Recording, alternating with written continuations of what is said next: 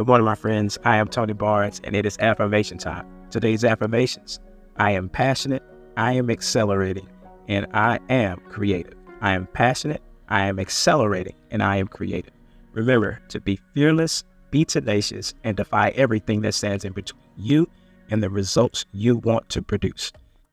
The show starts in 5, 4, 3, 2, 1, go. Hello, world, and welcome back to Not Your Average Boss. Our special guest today is a U.S. Army veteran, master life coach, professional speaker, author of Do the Work, Conquer Your Mind Bullies, and Transform Your Life.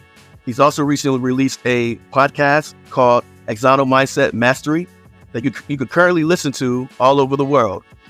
Everyone, please welcome to the show, Tony Barnes.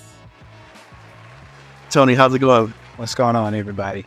And man, thank you for the invitation, man. Thank you for opening up and sharing this space. I'm super excited about connecting today, man. Yes, sir. Likewise, man. I appreciate your time. Appreciate you coming on the show, man, and sharing your wisdom and your expertise when it comes to, being a life coach and your encouragement in that field, man. If you could tell the people a little bit about yourself and your work history and Auxano Mindset Mastery and what's that all about? Yeah, absolutely. So, of course, I'm Tony Barnes. I have a pretty extensive background. Some of that is military. I came out of high school back in 1998, jumped straight into the Army, spent about 8 years there. Left that particular endeavor in about 2006. And then since then, I have been in the corporate world. That's where I got exposed to performance coaching. And that opened my curiosity up to the coaching world as a whole. And I just fell in love with it. I fell in love with being able to have that connection with a group of people or one-on-one type of session, and really just being able to help someone build the life that they want to build from a brick by brick, goal by goal perspective. When we kind of crossed paths, it was in the call center, and that's where we kind of got exposed to the methodology of what coaching is. And I figured if I could help someone set a goal to do something on a phone, then why couldn't I help them set a goal to enhance their life? Or why couldn't I help them set a goal to tear down a limiting belief so that they could live a little bit better and a little more free? So that over the past 10 years in the corporate space, doing that coaching on that side has led to me pushing out and creating my own business called Auxano Coaching. And that led me to producing a podcast now called Auxano Mindset Mastery. And that is simply me trying to position the solution of, my brand of coaching to the world so that they can have an easy place to connect to it and have this framework that I like to call connect, commit, and grow. The way that I like to say it is, if you connect with some of the content that we're putting out and you commit to some of the action steps, commit to the conversation that we're having, commit to some of the coaching questions. Each of the episodes, I like to end it with a set of coaching questions. So it's not just a podcast where I'm dumping information on someone, but we talk a little bit about a concept, and then I leverage the power of coaching through self-discovery by the end of each particular session. So it's been fun so far, just getting it started. Trying to really learn this podcast world so that I can really get out there and help some people, man. That's what it's all about. Man, that's awesome, dude. And bro, we go way back, man. Like you said, we, met, church, I believe, first. And then, at a call center. And you were, I believe, a coach at that time when I started. Or a supervisor. Were you a coach or a supervisor? Yeah, they use both of those terms pretty interchangeably. Right. Yeah. When I tell you, no, they use both of those terms. It was a supervisor role, but they were definitely teaching us how that's really 10 years ago. That is where I got exposed to this process, and it was a bug that bit me. And I've been loving the journey ever since. Yes, sir. Yeah, man. Yeah. And you were always that leader that, brightened up people's day. You walked down the aisles, you spoke to everybody, even people that wasn't in your department, man. That's one thing that always stuck out. And one thing that I used as well, when it came to my leadership approach and my style and to how I interacted with people, I, chose to, be as outgoing as possible, as relatable as possible, as, you're down to earth. Hey, I'm right here. I'm accessible, and you did that, man. That really motivated me. So it's always good to see you walking the aisles, and, it made my day. You brightened my day up, brightened a lot of people's days up, when it came to, your coaching style, your leadership style, man. So, yeah, man, I mean, your last episode in particular, understanding resilience, is kind of what we're going to be talking about today. And kind of deep diving into it, because it really spoke to me. Like you said, I like how you did the questions, and we're going to get into that here in a little bit. The questions at the end of the podcast episode, they were really, self-reflective, introspective, and it gave you something to take away and be like, okay, it's kind of like homework. You know what I'm saying? Yeah. And that was good because it challenges our listeners to, the listeners to your podcast to go deep, not just, okay, this is a good podcast, man. He's rocking it out. And by the way, he is rocking it out very quickly. So get on that train, man. Listen to that podcast, man. It is really good. And it's really getting traction really quickly. So it's really impactful. But when it comes to resilience, can we talk a little bit about that and how resilience can be developed and strengthened, and how that kind of differs from person to person? Yeah. So I like to envision it like this. So you go to a theme park and you go to a water park, and you have the section where people are in the pool and they're actively swimming. And then you have what in most theme parks, what's called the lazy river. So we can develop our resilience in the lazy river method, where we just get in there and float around and bump into challenges. And based on bumping into those challenges, we begin to develop resilience. Resilience is simply, how long can I endure a particular thing? How can I overcome a particular challenge?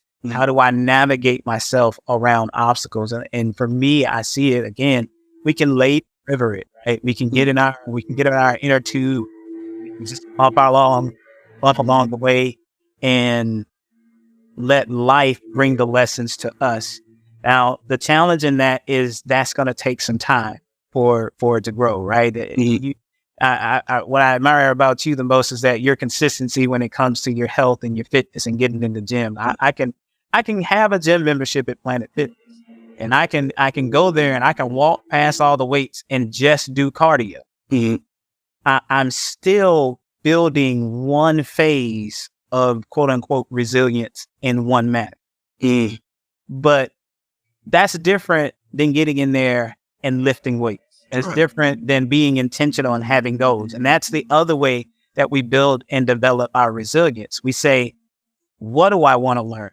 And it's really kind of adopting the growth mindset, where we're being intentional and we're taking a high level of ownership about growing from maybe a level 1 resilience to where I don't handle things well. I don't bounce back quickly. I'm not adapting, to maybe a level 10 level of resilience where I'm anticipating things. I'm engaging. You've been in the Army. The Army would do the war games scenario where we would intentionally put ourselves in certain situations so that we can map out how we would execute things, and then we could crawl, walk, and run our way through the intentional training of what we are anticipating that we are going to be met with in a real battle. And those are the two ways that I see us being able to let our resilience really develop and grow. We can lazy river it, or we can be intentional and say, these are the things that I want to achieve. Here are the challenges that I'm going to face. And this is how I'm going to learn and stretch myself so that I can really be able to have the capacity for what I want. We can't be 2 ounce shot glasses trying to have a 50-gallon experience where we really don't even have the capacity. And sometimes we want to be in spaces that we don't have the resilience level or the resilience capacity for.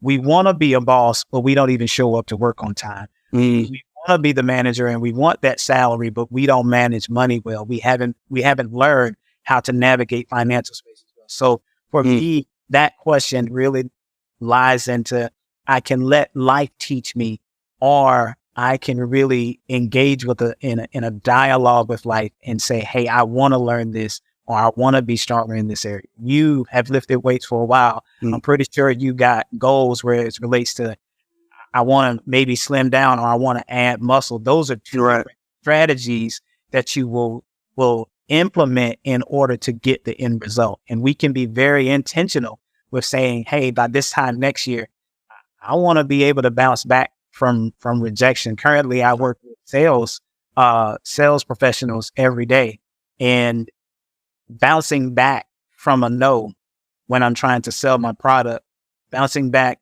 from a not yet when I'm trying to sell a product can really impact my motivation on whether or not I'm going to make that next call. So if I don't do well with no's, then it might influence how I do for the whole year. So resilience is about being able to say, can I take it?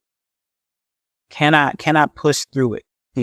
And I just trust the process and work the muscles until I get the strength level that I want. I may have to lift this 5-pound dumbbell, but I'm looking at the 10 pounds so that I can work my way up. And I might not be able to do 15 reps with the 10 pound, but I want to get to the place where I can get it. Let me lift it one time. How can I increase my max out? That to me is what resilience is all about.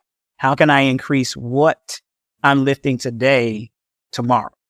So you do that intentionally, or you do it very vicariously and let life teach you. And for me, I would rather be intentional about that particular thing. Man, that is good, man. I almost like, come on now. I was jumped up my seat a couple times in that, man. Cause I mean, a lot of good stuff. And, I like that, how you say, lazy river it, or you could be intentional and deliberate about your progression when it comes to your goals and what you're trying to accomplish in your life. And that is awesome, man.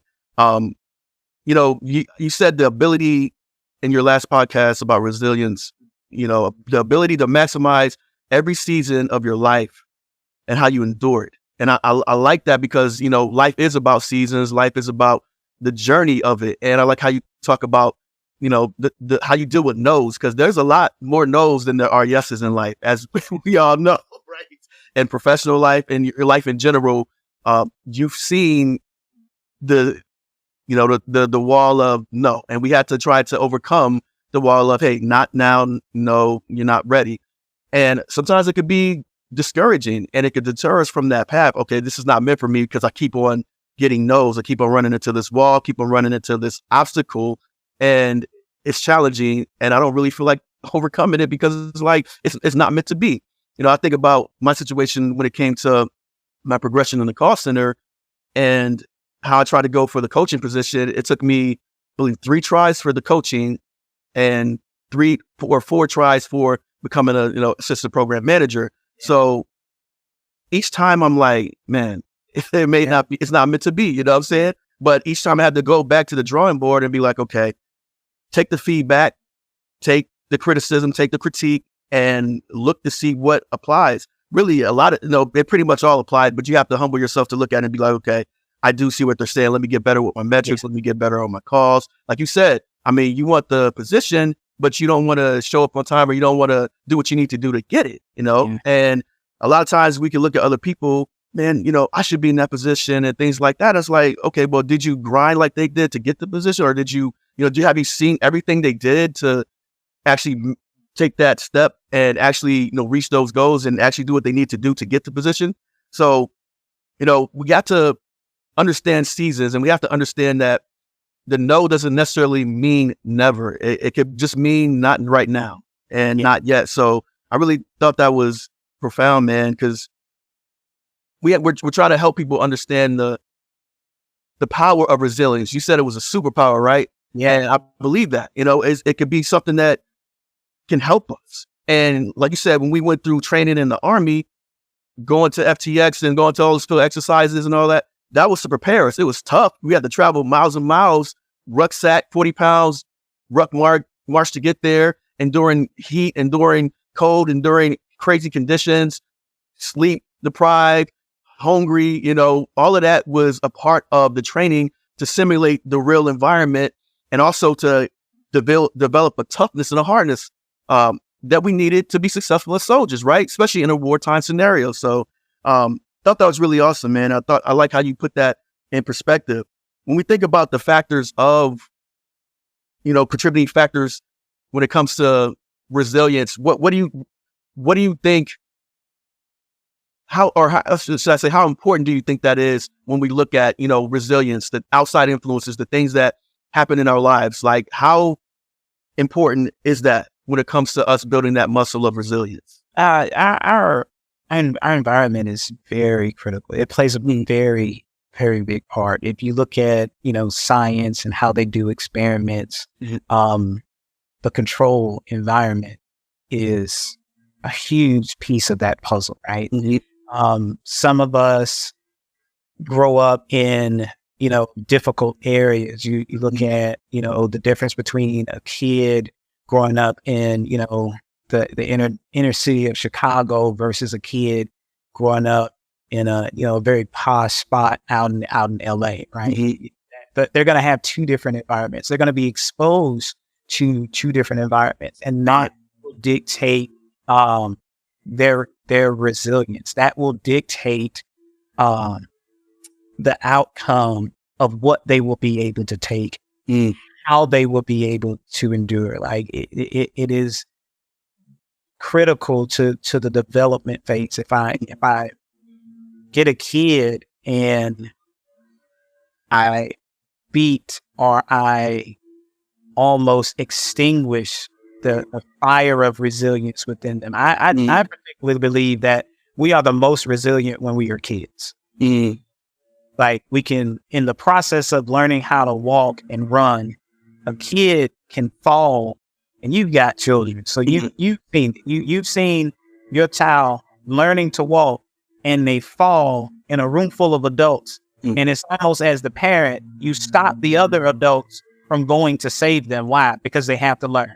And you manage your emotions in that moment so they can learn how to manage theirs. It's that environment. It's being intentional, even at that early age. If the environment is incredibly negative, if there is no hope in that environment, if there is no faith in that environment, then it will really impact that adult.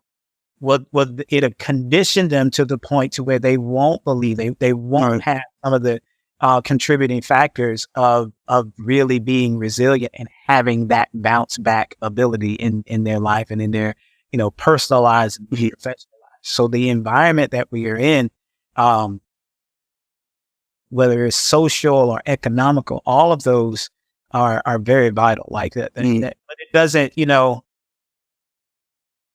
don't end the story there, because a kid could start off in an inner city where things are pretty bleak and pretty horrible, and work their way based on what they've been exposed to, based on who they've been exposed to. I think exposure begins to be the catalyst for what really changes the trajectory of your resilience and how you're developing. I can start off in a very bleak situation, but if I'm exposed to hope and positivity, if I'm exposed to something different, then that will help me begin to gravitate towards that.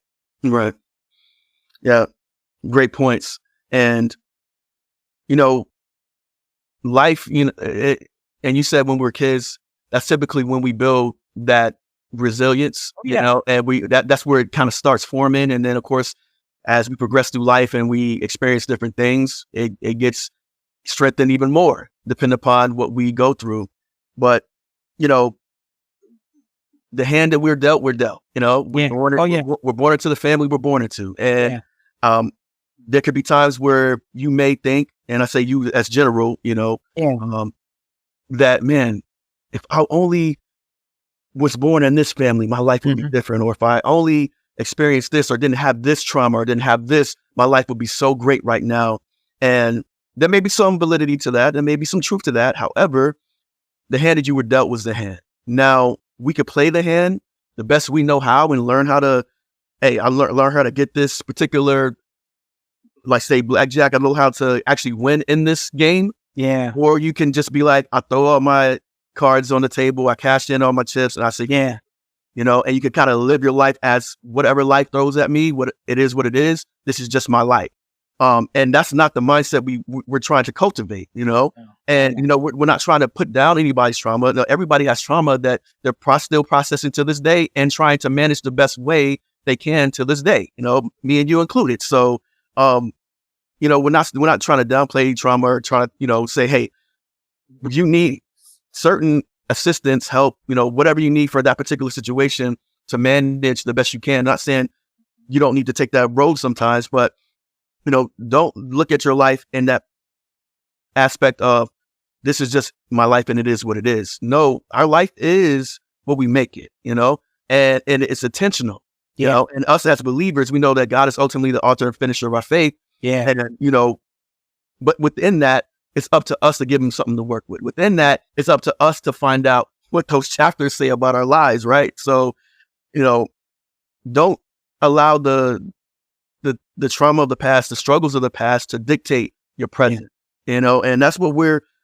wanting to encourage with this episode. We want to, you know, you to listen and kind of reflect and kind of be like, you know, I still deal with stuff that does influence me today. And it may be even subconscious, you know, we're not saying we want you to think about your trauma all day. We're not saying that, but sometimes you do need to revisit it with a therapist or get help and things like that when it comes to certain things to help you process it. But what we're saying is, okay, where I'm at in my life now, the choices I've made, the decisions I've made, the path I've chosen, you know, okay, why am I going down this path? Especially if it's a path that's not beneficial to your life. Why am I consistently in this rut or this cycle of, hey, it is what it is. I don't really like where my life is going, but I'm still going to endure it because it just is what it is. The nose, like going back to the nose, if we would have stopped at the nose, you know, Tony wouldn't have this awesome coaching business. You know, if we were to stop at the nose, you know, he wouldn't have this awesome podcast. If we were to stop at the nose, I wouldn't have, you know, done a lot of great stuff in my career with management and seeing people being promoted under me, and you know, even Not Your Average Boss reaching, you know, different countries, the podcast and the website. If we would have stopped with the nose, you know, then the nations and certain people wouldn't have been, you know, blessed or wouldn't have saw their path in life. So, you know, there's people who are dependent on your ability, your resilience to bounce back from the no and bounce back from the negativity.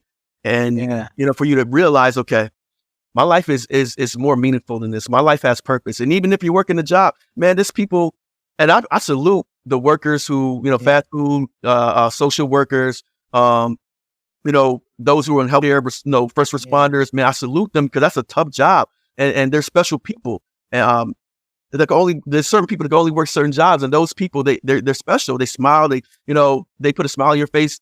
You know, when there's somebody who's at a job, like when you go to, like you get something to eat at the fast food, whatever it is, you know, when they really care, right? Like, you know, they're like, man, this person is really, they made my day. They made my coffee, smiling. Hey, they're chipper. Like I'm having a bad day, but this person's shining a light. And I'm like, okay, my day's not that bad, man. This person is smiling. They're laughing. They're joking at work. And I know that job is a challenging job, but they're still having a good time. You see what I'm saying? So, you know, even in the job that, you know, you may not currently love at the moment, you still got a great purpose, and you still have people that are looking to you for that light. They may not tell you they are, but you know, there's people who are dependent on your ability to be resilient. So thinking about high performers, we know that, you know, we look at those who are in sports, we look at entertainers, musicians, and those who are on TV, actors, in the movies, and we're like, okay, man, that's a great life and it looks great, it's luxurious and everything like that. But to whom much is given, much is required. You know, we have to look at the things they've been through to get to that point. Yeah. So let's talk about high performers, man, and us both are, you know, you don't have to be you don't have to be an athlete to be a high performer. You know, we were high performers, and you're a high performer as far as at work, being a manager and a leader. You're still a high performer, you know. But what do you do when you feel overwhelmed as a high performer? How important is it to have resilience, but also to know and understand your current limitation? And when I say current, I mean you got a limit now, but it doesn't mean you can't push that limit. Like you were saying about me working out and getting stronger and things like that. I knew my limit. At first it was 135, kept on pushing. A few months down the road it was 155, kept on pushing.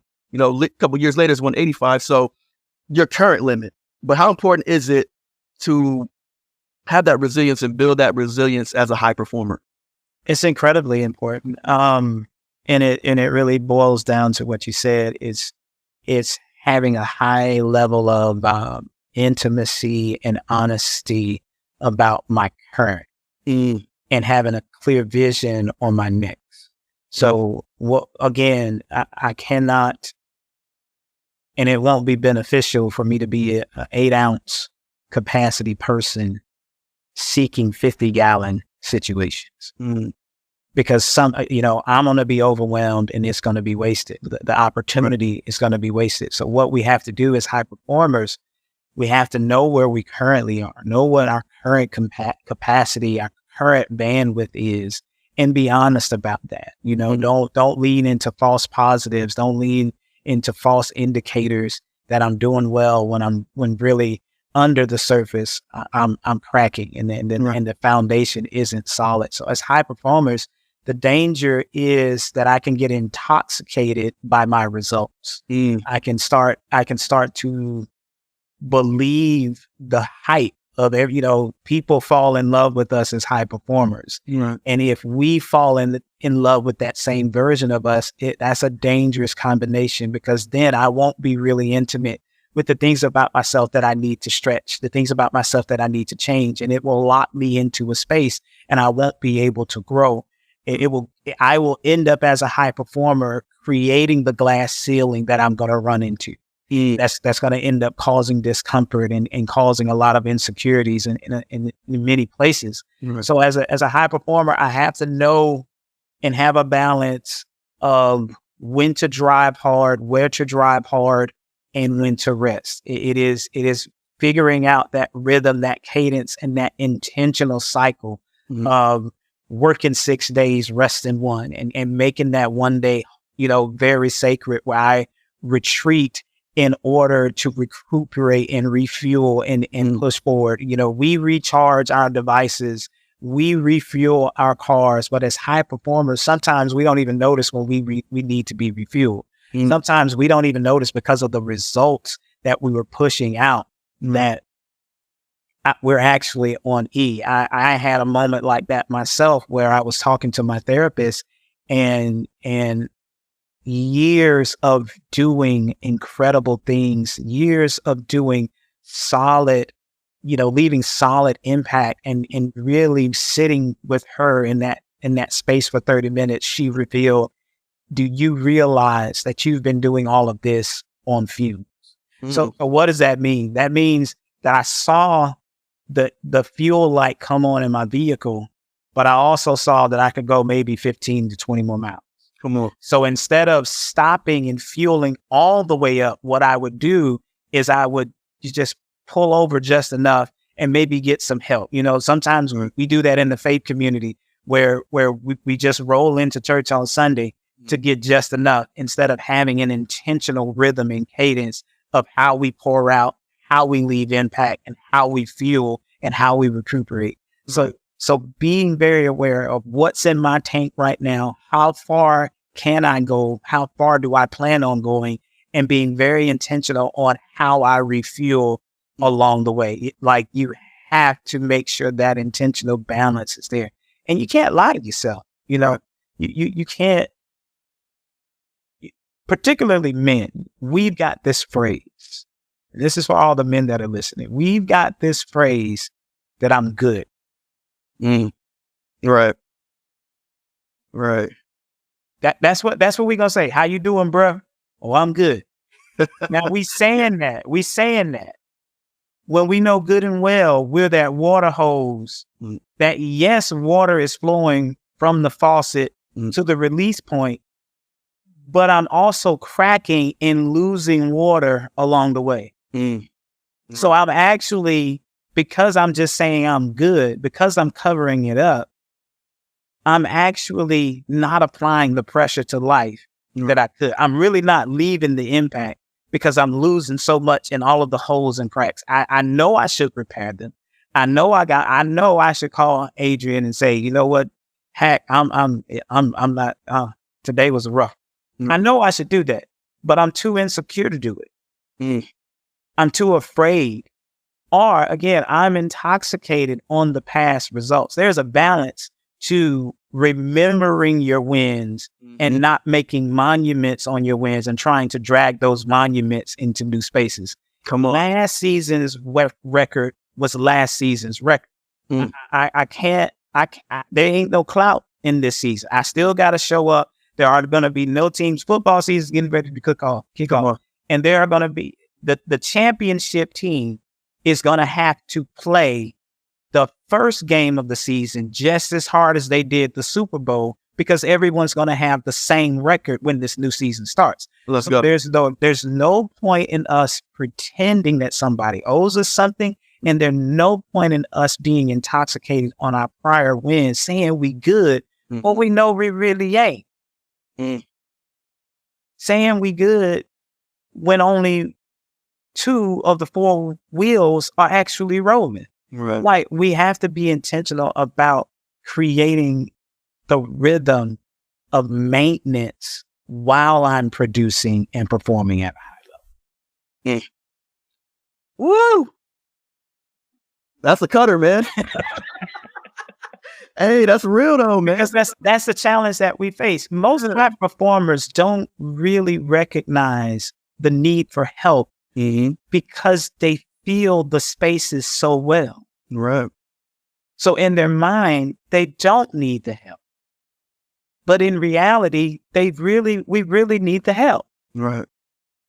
Exactly. I could be a great visionary, but you know what? I could scale and enhance what I do if I'm a great visionary and not a great admin person. If I add an admin person to take that stuff out, look at how now I've enhanced what I can do and the way that I'm showing up. Sometimes we carry weights that really belong to other people. Sometimes we carry assignments that really belong to other people as high performers, simply because here we fall into this success trap where I can go into almost any space and produce at a high level. But that might not be my space. Right. You know, if I can use a hammer to put a screw in place, but that's not what that tool is for. Right. I can use a screwdriver to put a nail in place. There will be a level of effectiveness. But what happens is, Miles Monroe had a phrase. He said, anything that is used outside of its purpose is sent into an automatic state of abuse. So as high performers, the danger is that I could be getting high level results, but I'm absolutely abusing myself to get them. Right. Right. How many 5-hour energy drinks am I going to take? Right. How many, like my eyes twitching because I've got too much caffeine and not enough rest. Come on. Right. And so that is the challenge as high performers when it comes to resilience, because our resilience shows up so well. But you put enough pressure, you put enough heat on steel, and it'll still bend. Right. You put enough pressure and enough heat, and if you maintain it, and you don't do anything to mitigate what's going on, what you'll have is a degrading of the resilience over time. Right. Now steel is a strong metal. Right. Build buildings with it, right? Nobody's making sand skyscrapers.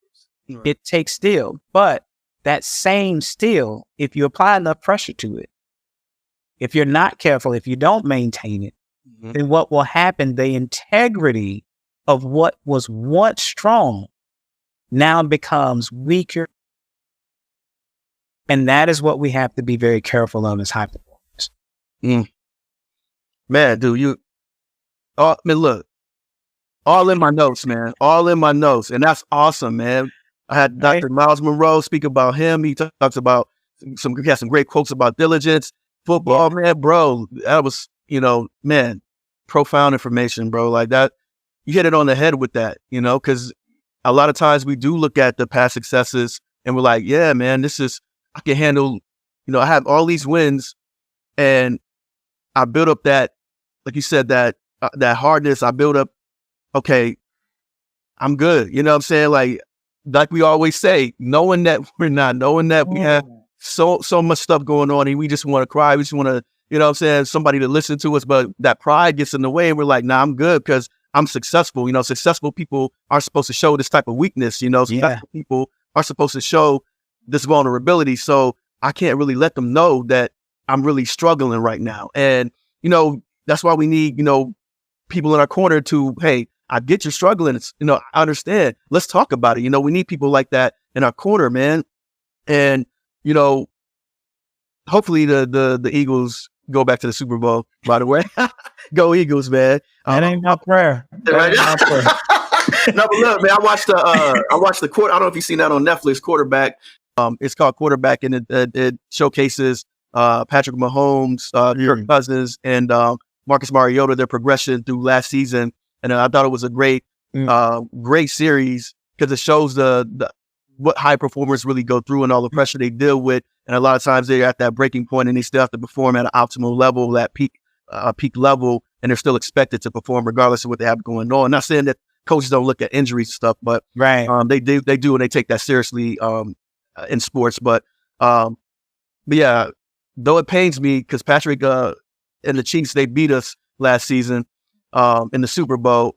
It was really good to see, man. Like that man pushed through, jacked up ankle and all kinds of stuff, and led his team to victory time and time again, and pushed his team when he, was on fumes like you were talking about. But he still pushed himself, and they still pushed themselves to operate. But they had people in their corner saying, "Hey, man, you need to chill. Your legs messed up." Like his wife is always on him about, "Hey, your leg is messed up. Calm down." And he's like, "Nah." And his dad was like, "It's not in him to quit. It's not in him to sit down." So I really can't tell him that all the way. I'm going to do my best, but it's good to have people in your corner who are rooting for you when it comes to how important it is to have a support system when it comes to developing resilience. How important do you think that is when it comes to us? Like you said, understanding when we need to recharge our battery again and refuel, or need to kind of take that break that day, that week, or whatever you're trying to, that vacation or whatever we need to get ourselves back on track. How important is it to have that support system to help us during those times? It's super important, bro. Your circle, the people that you give your ear to and you give your attention to, the people that ultimately have influence over you. There, in school, you would have people that weren't a part of your circle peer pressuring you in a negative way, but your circle provides the necessary pressure to elevate you. Right. So having the right people in that circle is going to be critical because, like you said, I need someone to cheer me on. I need someone to see the blind spots. I need someone to catch the camera angles that I can't see. Right. I if I'm fighting a battle, I might not see the wound that I got to my back, but my circle will help me. And if I lean into, if I'm secure enough with them, that I'll listen to them as much as it takes to make sure that I get done what I need to get done. But that support system should have someone that I can aspire to. You should always have someone in your circle that is a little bit further down the road than you are, so that you're reaching and learning from them. I think you should always have someone in that circle to just be transparent, that's right there with you, that is an absolute peer that you guys can exchange, and that person can hold you accountable and, again, check your blind spots. I mean, having someone in your circle that you can inspire, it gets, it's very empowering when you see your impact and you can see someone growing because of the atmosphere or because of the exchange. So having that ecosystem around you is super important. Having someone that won't let you fall into the false positives in lives, having someone that will tell you the absolute truth. I think there's data and a study out there that says men that are married, their wives kind of help them live a little bit long. Why? Because when I wouldn't go to the doctor, she ain't gonna let me not go to the doctor. Right. when I would say I'm good and I'm going to lay down, she going to be like, nah, you know, when I put that shirt on and I'm like, hey, babe, ain't this shirt the shirt that, you know, from our first date? She's like, yeah, it is, but it's fitting a little bit different. you know, right. the painful truth right. helps us and keeping people in our circle. You know, when you look at celebrities that have had great falls, the number one comment that normally comes up is who was in their circle. Right. Who didn't tell them that was dangerous? Who? The question becomes, who let them do that? Right. Whenever we see a celebrity fall, do something, get pulled into a scandal, one of the first questions that come up is who let them do that? Right. They ain't got no real friends, right? They only got fans around them. So making sure that support group is strategically built, that the people sitting at your table had intentional invitations to your table based on the goals that you have. That is incredibly critical to maintaining and building your resilience and achieving the life that you really want to achieve. That's awesome, bro. Man, you're awesome, man. I appreciate everything, man. And man, these are the notes I got from you. I'm gonna be honest with y'all. These are nah, not at all, man. Look, this man is it's God though too, man. Because I'm like, because absolutely, man. And that's really encouraging and inspiring, huh? Yeah, that's really the source. When we're connected, and if you look at the support groups, your spiritual support, and not just, you know, listening to your pastor and listening to the church leaders, but your spiritual connection, like your relationship with God, that has huge impacts on how resilient you are. When you want to lay down, but the Holy Spirit is like being the best cut man ever, like watching a Rocky movie, and you just got the best cut man. You got knocked down, the wind is out of you, but on the inside there is a fire that's pushing you to get back up. Right. That when all the air is out of you, the Spirit can come in and begin to inflate you again. So you're absolutely right. It is absolutely all God. That's the only way that we do it. That's the only way that I've been doing it. It's the only way that we can really maintain. That's the only way that we can, go on eat. That's the only way. That's it, bro. And, when we think about failure, man, and, or what's perceived to be failure, the results, I like how you said, when results do not align with our expectations, that's typically our definition of failure. And I like that, man, because it really puts things in perspective of, man, you're right. Like it didn't go the way I saw it in my head, so I see it or deem it as a failure because the result or expectations weren't met. So, I went into that interview, I didn't get that job. It's a failure. All right. I started this venture. It's not getting the numbers I want or whatever the case is. It's a failure. That's not true. You know what I'm saying? And it could be looked at as a setback, things like that. But I think understanding what failure means, like to us, when it's not final. You see what I'm saying? We look at it, the finality of failure, it's an opportunity. We don't want to look at it like it's just a final situation, but it's an opportunity to get better. It's an opportunity to learn something different. It's an opportunity to, progress in an area that we need work on, man. And it's really an eye opener. It's just a tool to show, hey, you need some work in this area. It's okay. Yeah. We all need work. And that's where that pride needs to get shut down. You know what I'm saying? We need to humble ourselves and be like, you know what? I do need work in this area. And I do need to get better at this to be more proficient in this profession or this business or this endeavor that I believe I'm supposed to be on. Absolutely. So can you tell someone who feels like, they're a failure or their life's a failure and they don't know how to overcome, what would you tell that person? And what advice would you give that person who feels like they just can't get out of their situation, or they look at it like as I'm in a rut. I don't know what to do with my life. I'm just going through the motions, going to this job I really don't care for because I don't really see anything else for my life. What would you tell that person who feels like a failure and doesn't know how to overcome and get through it? Yeah. So the first thing I would say is failure isn't real. Creating the concept in your mind that failure is not real.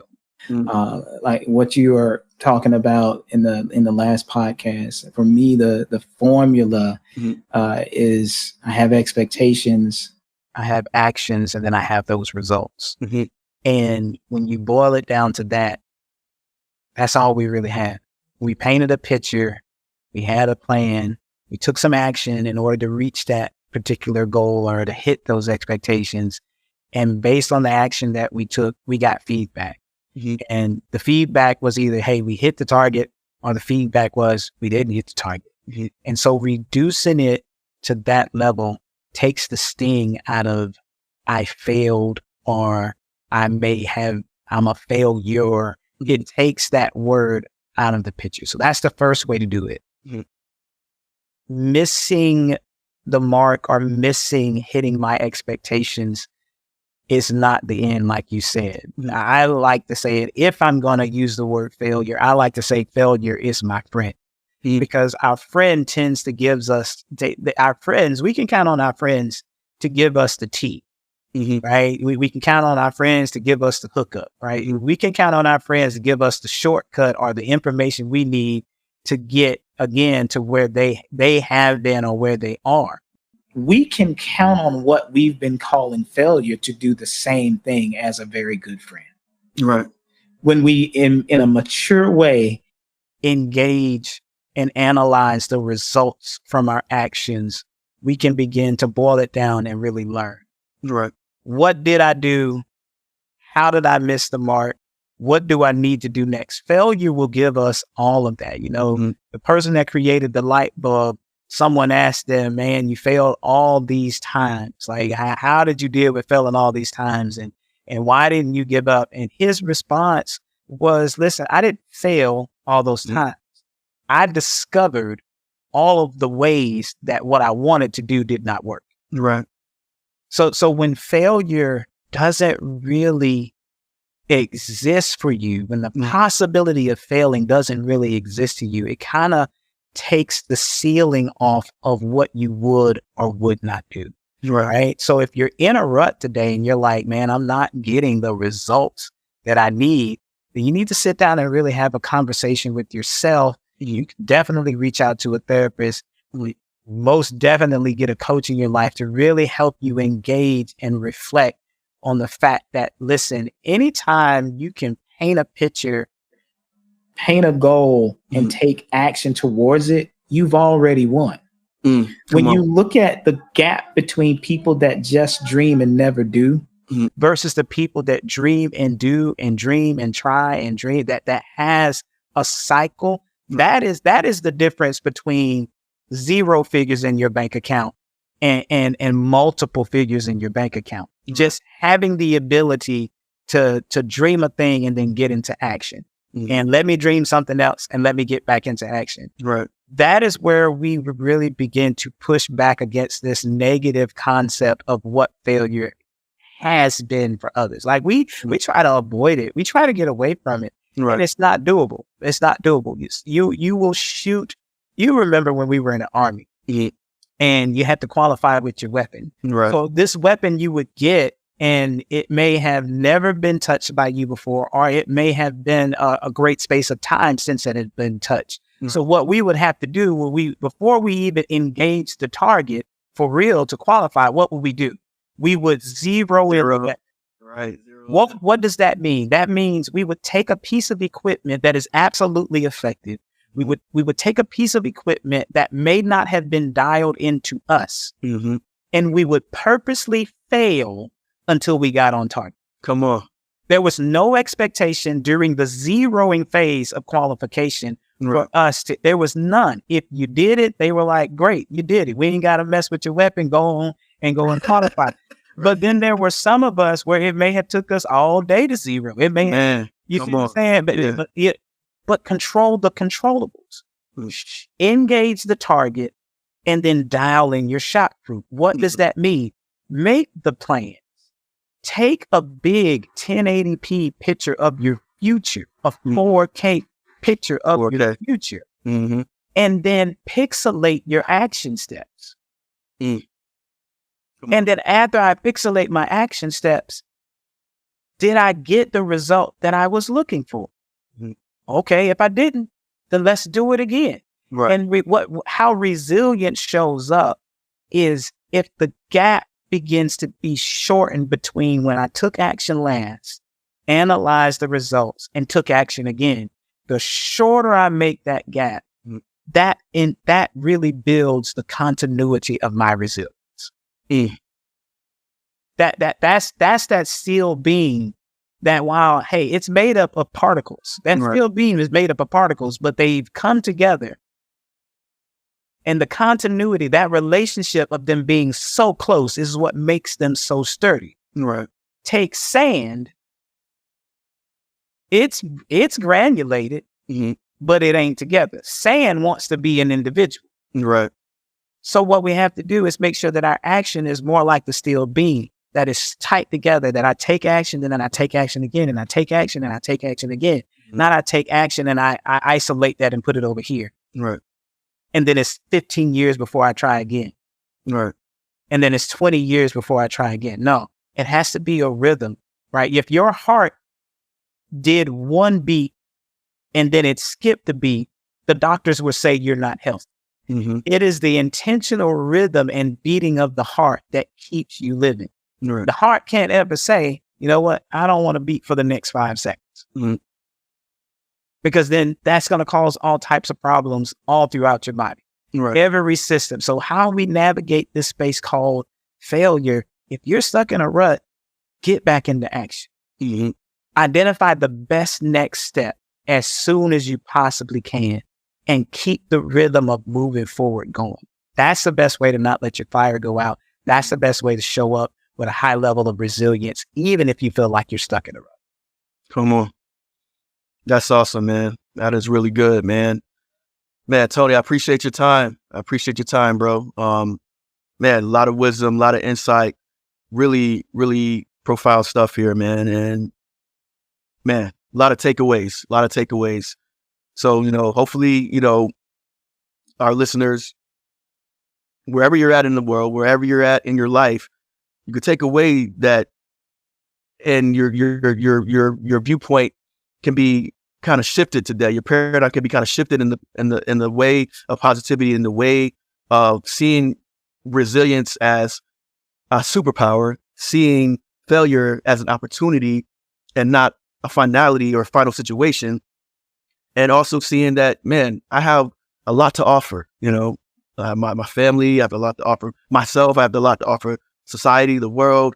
I have a lot to offer regardless of what happened in my life. So hopefully today you understand that a little bit more with this episode.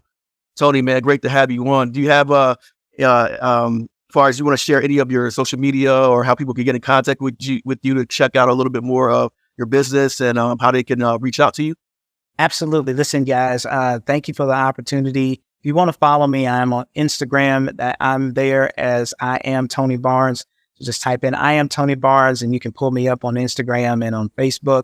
And then you can also go by my website at www.tonylbarnes.com. And I definitely invite you to connect with me on Auxano Mindset Mastery. That podcast is out there on Spotify. It's on Apple. It's on iHeartRadio, Amazon, Google, wherever you want to listen to a podcast. We're there, and we would love to connect with you. We would love to help you commit to the future you, and we would definitely love to help you grow. Awesome. Appreciate it, man. I usually do final thoughts, man, but we pretty much did that. You know what I'm saying? There's a lot of good stuff here, man. If you have any other questions, please reach out to us on NotYourAverageBoss.com. You can check out our social media as well, at NotYourAverageBoss. If you have any other questions about Tony and what he does, or you want to reach out to us about different topics, or if you have any other questions about how we can impact and how we can kind of cater a plan of action for your life to kind of help you supercharge your life and your, reaching your goals and maximizing your effort and, doing what you really set out to accomplish with your life, please don't hesitate to reach out to us. But thanks again for listening to Not Your Average Boss. This is Adrian Hackney signing off. Peace. Thanks again, Tony. You're awesome, man. Appreciate you, man. Listen to Not Your Average Boss podcast on Google Podcasts, Apple Podcasts, Spotify, and more. Thank you for listening.